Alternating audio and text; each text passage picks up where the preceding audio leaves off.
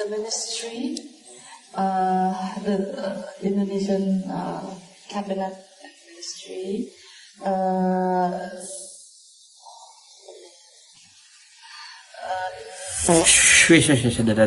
dah, gue yang malu, please.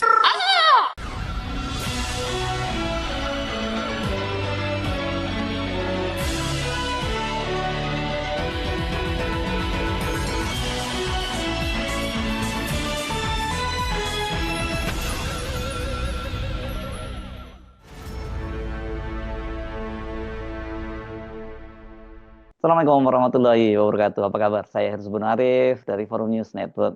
Netizen sedang heboh memperbincangkan gaya pidato dan berbicara Widianti Putri Wardana, Menteri Pariwisata di Kabinet Prabowo Subianto. Gaya bicara dan pidatonya atau sering juga disebut sebagai public speakingnya dinilai tidak cukup memadai untuk seorang pejabat negara sekelas menteri. Ini pejabat tinggi negara loh ya, dan ini langsung pembantu dari seorang presiden. Video-video ketika Menteri Widi menyampaikan pidato, kemudian bicara di forum, menjawab pertanyaan wartawan dan menjawab pertanyaan audiens itu menyebar luas di akun TikTok dan juga Instagram.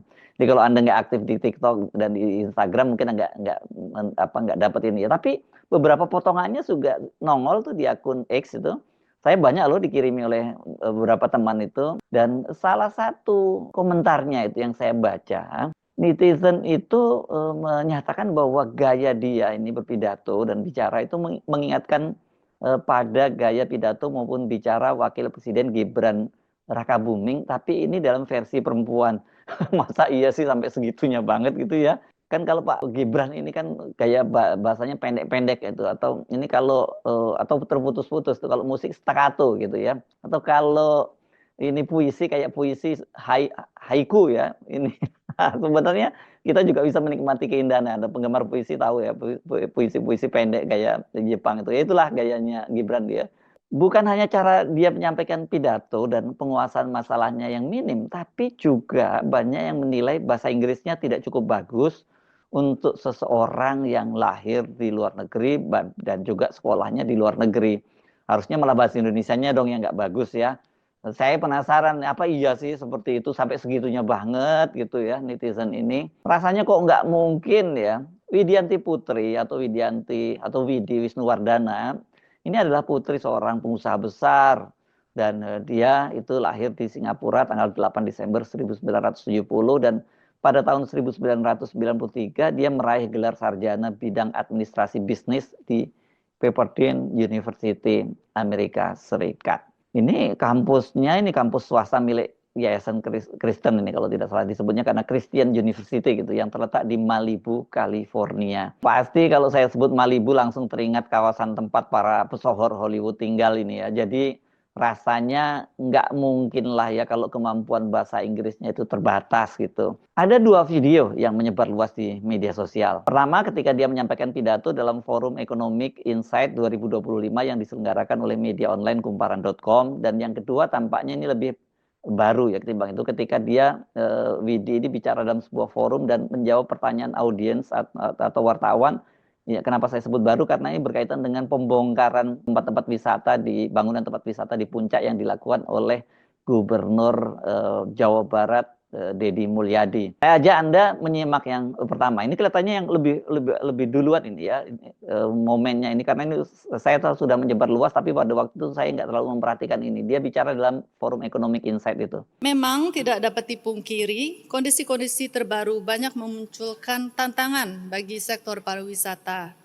Contohnya yang pertama, prospek ekonomi global yang tidak menentu. Lanskap geopolitik yang berubah banyak menciptakan tekanan yang membuat para pelaku usaha lebih berhati-hati dalam ekspansi dan pengambilan keputusan strategis. Yang kedua, optimalisasi pengeluaran pemerintah. Langkah efisiensi penggunaan anggaran seperti pengurangan perjalanan dinas dan studi lapangan turut mempengaruhi sektor pariwisata domestik. Tidak dapat dipungkiri, optimalisasi pengeluaran pemerintah berdampak langsung pada pendapatan pelaku usaha dalam jangka pendek. Namun, relokasi anggaran ini diharapkan dapat memperkuat fondasi ekonomi nasional dan mengembalikan daya beli masyarakat. Ketiga, Indonesia kini menghadapi tantangan besar dengan menyusutnya kelas menengah. Populasi kelas menengah diperkirakan turun 16,6% dalam 5 tahun terakhir menjadi 47,8 juta orang. Penurunan ini berdampak pada melemahnya konsumsi dan meningkatnya kebutuhan lapangan kerja. Sekarang saya ajak Anda menyaksikan ketika dia menjawab pertanyaan. Nah, salah satunya itu dalam bahasa Inggris. The ministry, the Indonesian cabinet and ministry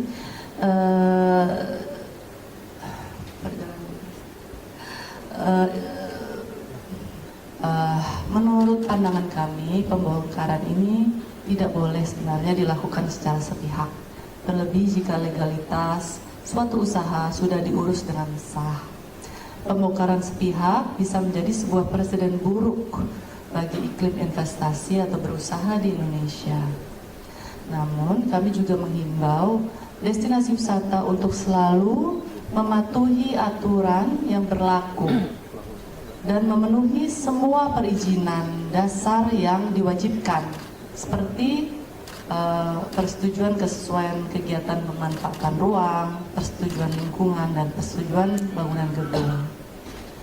Nah, sektor pariwisata harus tetap memperhatikan aspek keberlanjutan kelestarian alam, termasuk hal pengelolaan kawasan wisata. Hal ini sesuai dengan Permen Parekraf nomor 9 tahun 2021 yang telah diisu tentang pedoman destinasi pariwisata berkelanjutan. Nanti kalau ingin di detailnya kami bisa paparkan atau kami bisa informasikan lebih lanjut.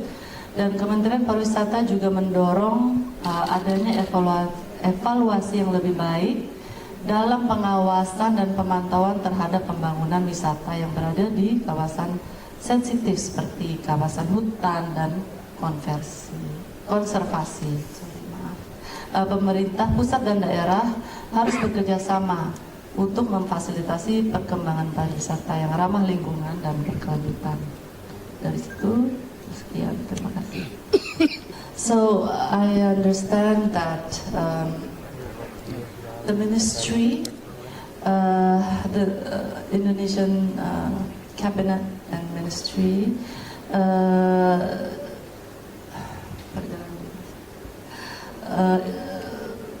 Gimana penilaian Anda? Tadi karena terpotong ya, jadi mungkin kita nggak bisa utuh gitu ya menyaksikannya ya. Supaya fair, ini saya ajak Anda untuk menyimak beberapa momen lain lah ya saat Menteri Widi bicara di berbagai forum. Yang pertama saya ajak Anda untuk menyimak ketika Menteri Pariwisata Widi ini bicara dalam jumpa pers menyambut Natal dan Tahun Baru. Saya ambilkan ketika dia menjawab pertanyaan wartawan. Baik, kami akan mempersilakan Ibu Menteri untuk berkenan menjawab pertanyaan pertama berkaitan dengan proyeksi pergerakan Nataru. Saya jawab yang pertama, berapa proyeksi pergerakan selama libur Nataru ya Pak ya. Potensi ekonomi kegiatan saat Nataru diproyeksi memberikan dampak yang signifikan terhadap perekonomian. Proyeksi wisatawan Nusantara yang melakukan perjalanan di bulan Desember diperkirakan sebesar 110,7 juta pergerakan dengan potensi perputaran uang pada saat Nataru sebesar 166 triliun rupiah. Sedangkan proyeksi wisatawan mancanegara yang melakukan kunjungan di bulan Desember sebesar 1 juta sampai dengan 1.325 juta kunjungan. Adapun potensi perputaran uang pada wisatawan mancanegara sebesar 22,5 sampai dengan 29,2 triliun rupiah. Apakah target wisatawan tercapai, Ibu? Apakah ada hambatan dan strategi untuk pencapaiannya? Berdasarkan data Biro Pusat Statistik hingga Oktober 2024, kunjungan wisatawan mancanegara telah mencapai 11,6 juta kunjungan. Angka ini sudah melebihi batas bawah target kunjungan sebesar 10,4 juta. Sementara wisatawan Nusantara hingga Oktober mencapai 839,4 juta pergerakan Ini sudah hampir melewati realisasi pergerakan wisatawan Nusantara di 2023 yakni 839,7 juta pergerakan. Memang dia sangat konsisten ya, tergantung dengan materi dan menjawab bahwa dia itu harus membaca teks dan itu sudah disiapkan gitu. Padahal sebenarnya kan sebagai pejabat negara dia misalnya bisa loh kayak model, saya tiba-tiba lupa apa namanya, kalau kayak di televisi disebutnya sebagai model teleprompter begitu ya. Itu disiapkan di kiri kanannya gitu, dan itu pun harus dilatih ya. Jadi kesannya walaupun dia membaca tidak terkesan membaca. Gibran beberapa kali saya perhatikan juga menggunakan itu. Nah, saya ajak Anda untuk membandingkan dengan Wakil Menteri Pariwisata yang sama-sama perempuan dan juga menjawab di forum yang sama tadi. Itu namanya adalah Niluh Puspa. Jadi untuk persiapan Nataru kita sudah mengedarkan surat edaran menteri terkait kepada pemerintah daerah maupun juga pengelola destinasi wisata. Ini ada juga kaitannya dengan destinasi yang menjadi perhatian. Jadi destinasi-destinasi alam itu memang jadi perhatian kita juga karena di bulan Desember itu sudah masuk ke musim penghujan dan ini tentu sangat rawan dengan mungkin ada kejadian alam yang kita berharap sih tidak terjadi gitu, tapi itu jadi perhatian kita. Untuk itu surat edaran yang dikirimkan, surat edaran menteri itu terkait dengan bagaimana agar pemerintah daerah bersama juga dengan pengelola destinasi wisata ini bisa mengoptimalkan, menciptakan keamanan dan juga kenyamanan bagi wisatawan di destinasi wisata. Gimana menurut Anda? Kalau tadi dibandingkan antara Menteri Pariwisatanya dengan Wamenparnya karena sama-sama perempuan dengan perempuan jadi apple to apple gitu ya. Dan sebagai informasi, Niluh Puspa ini mantan jurnalis Kompas TV.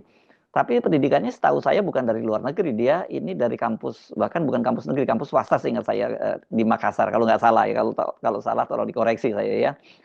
Nah sekarang saya ajak Anda untuk menyimak ya, ini ketika berlangsung tanya jawab dengan anggota DPR dalam rapat kerja pada tanggal 3 Februari 2025.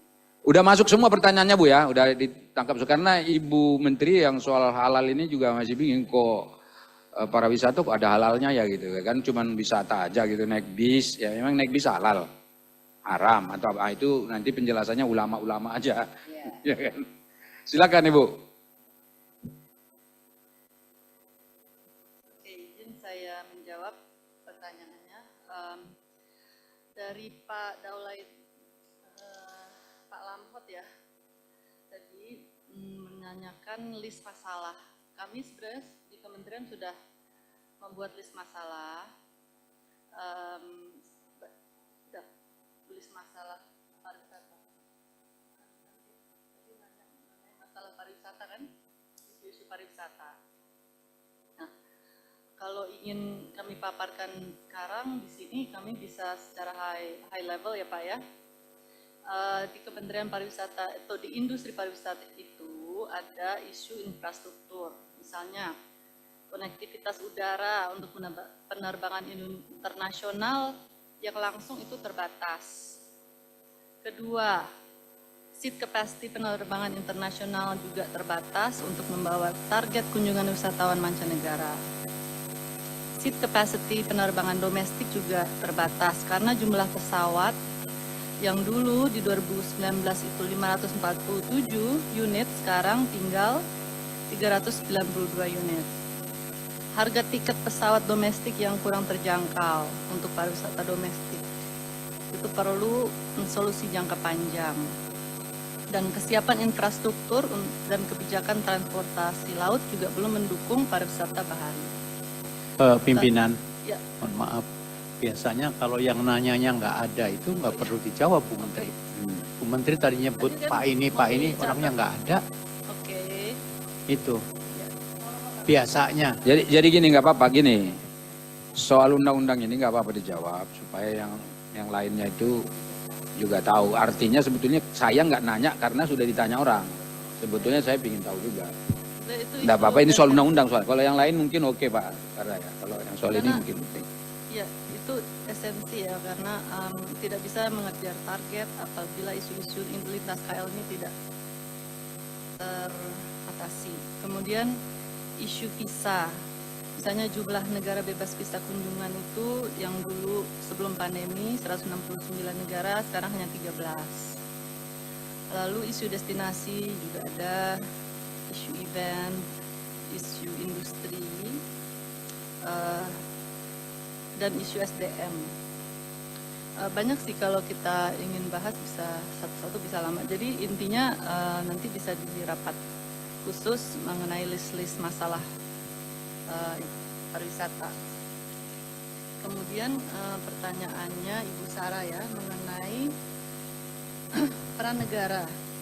Nah kita benchmark dulu nih dengan Singapura dan Thailand ya. Di Indonesia itu anggaran pemasaran pariwisata itu yang paling sedikit kalau dibandingkan.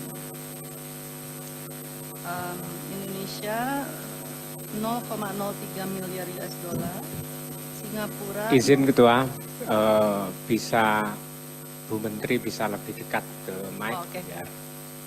Bu Menteri yang ini loh, jangan memikirkan anggaran dulu, mikirin undang-undang aja. Iya, undang-undang. Ini gara-gara Dia kan nanya tentang anggaran ini. kok jadi Oke. yang agak semangat itu loh. Oke, kita Ini- benchmarking ya dengan Ini agak negara-negara lain. Iya, tenang Bu, kita ada di sini, aman. Tadi tampak sekali ya, Ibu Menteri ini benar-benar fokus pada teks atau data-data yang disiapkan oleh stafnya, dan ketika sedang asik membaca sempat terkejut ya ketika diinterupsi oleh anggota Dewan. Dan tadi secara bercanda Ketua Komisi 7 DPR RI Saleh Daulay, politisi Partai Amanat Nasional, mengatakan tenang saja Bu Menteri, ada kami kok di sini gitu ya. Ini mengingatkan Gibran juga ya pada waktu kampanye dulu ketika dia bicara soal itu ke Pak Prabowo. Untungnya ini ya anggota DPR-nya baik-baik, ini ramah banget ini anggota DPR-nya, nggak galak seperti kalau rapat-rapat kerja dengan mitra yang lain. Ini biasanya kan kita tahu galak ini anggota DPR, tapi ini ramah sekali dengan Ibu Menteri ya.